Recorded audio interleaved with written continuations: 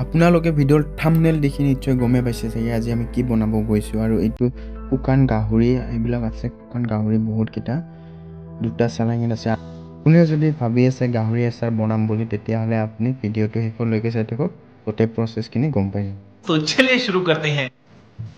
step 1ত আমি গাহৰিটো প্ৰথমে সৰু সৰুকৈ পিচ কৰি লৈছোঁ এনেকুৱা আপোনালোকে দেখা পাই আছে স্ক্ৰীনত তেনেকুৱা সৰু সৰুকৈ পিচ কৰি লৈছোঁ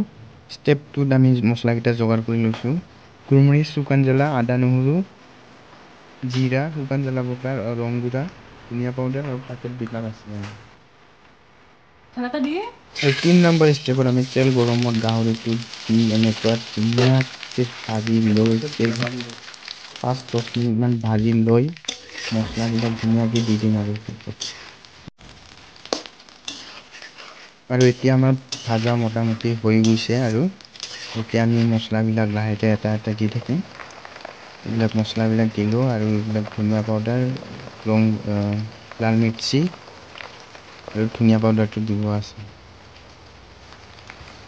ধনিয়া পাউডাৰটো দি লৈ আৰু এতিয়া আমি নিমখটো একবাৰে দি দিছোঁ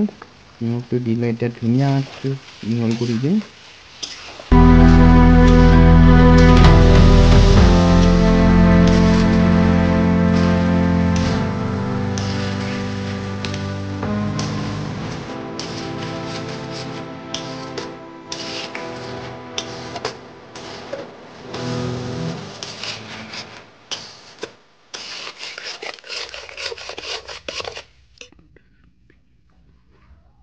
আৰু আমাৰ এতিয়া মোটামুটি আচাৰ হৈ গ'ল আৰু এতিয়া আমি ঠাণ্ডা হ'ব দিছোঁ ঠাণ্ডা হোৱাৰ পিছত আমি ভিনেগাৰ অকণমান দিম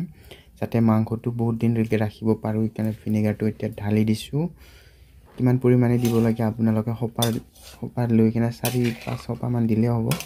তেনেকুৱা দিলে হ'ল আৰু এইটো বঢ়িয়াকৈ মিহলাই আৰু অকণমান ঠাণ্ডা হ'ব দিছোঁ মানে গেছবিলাক একদম বাহিৰত গৰম ভাৱ থাকিলে ভিতৰত হয়তো কিবা হৈ যাব পাৰে সেইকাৰণে ঠাণ্ডা হ'ব দিছোঁ ঠাণ্ডা হোৱাৰ পিছতহে আমি ধুনীয়াকৈ পেকিং কৰোঁ আৰু আমাৰ এতিয়া ফাইনেলি ঠাণ্ডা হৈ গ'ল আৰু আমি এতিয়া পেকিং কৰি আছোঁ ফ্যামত বঢ়াই আছোঁ আৰু কাঁচৰ ফ্যাম হ'লে ভাল এনেকুৱা কাঁচৰ ফ্যামত